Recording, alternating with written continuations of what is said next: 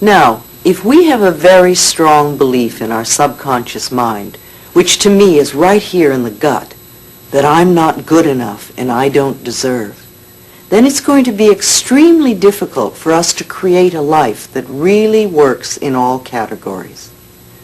Now you see, no matter what the circumstances, we are only dealing with a thought. I don't believe in giving power to outer effects. We may think that being broke is the problem. I see this as the outer effect of an inner problem. It's the inner thought patterns which create these effects. I have discovered that patterns of resentment and criticism and fear and guilt cause more problems in our lives than anything else. Even on the physical level, resentment that is held for a long time and literally eats away at the body can become cancer. Criticism that's indulged for a long time can also lead to conditions like arthritis. And if you look at arthritic hands, you can almost see the criticism in them. Fear can contribute to anything from baldness to poor feet. And guilt always creates pain. Guilt seeks punishment, and punishment creates pain. So if someone comes to me that is in chronic pain, I know they're dealing with old guilt patterns. Love and joy and forgiveness are the big healers. They all come from the heart. The heart represents love, and the blood in the body is joy. So a normal, healthy heart lovingly pumps joy throughout the body, nourishing all the cells and organs, creating a loving, joyous atmosphere for the cells to do their work in. If a heart has lost its ability to express love and joy, the forgiveness will open the door. Most of our problems come from blaming others, from not taking responsibility for ourselves. And as I said, if it is true that we are all responsible for everything in our lives, then there's no one to blame, not even ourselves. And every outer experience is only a mirror of our inner thought patterns. Now this may be a new way of looking at life, because most people like to think that it's all their fault. It's the economy, or it's a husband or a wife or a boss, or it's because we don't have money, or it's whatever. But really, all those things out there are mirrors of what we think and believe inside. For instance, if everyone is always criticizing you, if you're a person that goes around saying, everybody's always criticizing me, then what I want you to realize is that it's your pattern to be criticized. Somewhere inside of you, and you may not be aware of this, there is a belief, and it probably comes from your childhood, that you deserve to be criticized. And so because of your belief and because of your pattern, you pull people into your life who are critical. And sometimes you can even attract people who normally are not critical, but because they are with you and the vibrations that you're giving out, you will pull the criticism out of them.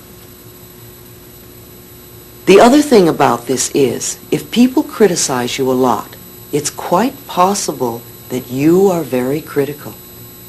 And because what we give out comes back to us, then the criticism you're giving to other people, or perhaps to yourself, is being reflected by the people around you.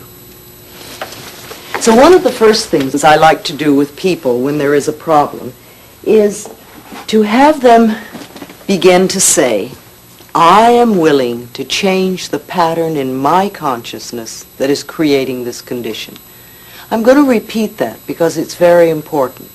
When you have a problem you wish to change, begin by saying to yourself, I am willing to change the pattern in my consciousness that is creating this condition. This simple sentence begins to get things moving. The universal power, the universal energy, the law of mind, your subconscious mind, is constantly responding to every thought you think and every word you speak. So the moment we make the smallest shift in consciousness, our experience begins to change. It's your pattern, it's my pattern. We all have patterns we're working with. And as I said, most of the patterns we have come from the time we were 3 to 5 years old. These are our beliefs about life, our life scripts. However, we can change our attitudes towards the past and these life scripts. We are never stuck. You know, it's really very foolish to punish ourselves in the now because of some hurt in the past. To be hurt once is one thing, but then to continuously punish ourselves because of it is very sad and very unfulfilling. It's important that we dissolve resentment now, because it can cause so many problems in the future. I've often said that to people. Do it before we're under the threat of the surgeon's knife. You see, then we have to deal with panic too. It's much easier to do it now.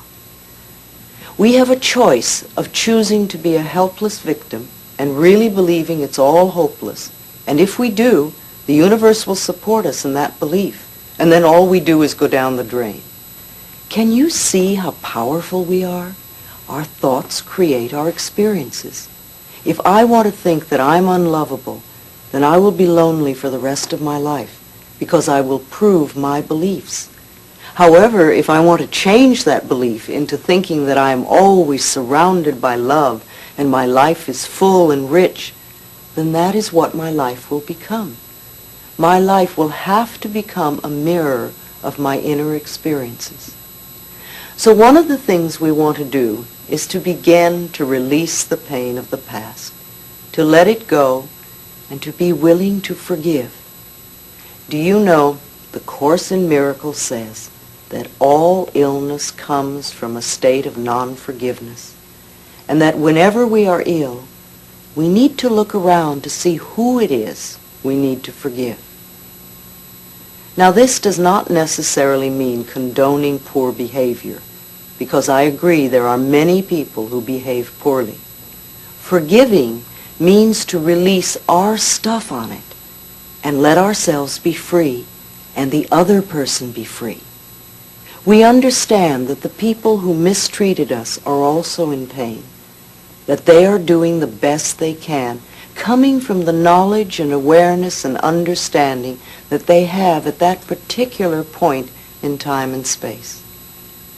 I've learned over the years that there is only one thing to teach, and that is love. I teach people to love themselves in the here and now as they are. Self-approval and self-acceptance in the now are the keys to positive changes, and this means no self-criticism. In order to change our life on the outside, we must change inside. At least be willing to change ourselves. You don't have to know how to do this. Just be willing. We'll work on the hows. Remember, and I'm going to say this often, every thought we think and every word we speak is being responded to by the universal energy. So the moment we say we're willing, it's amazing how the universe begins to help us.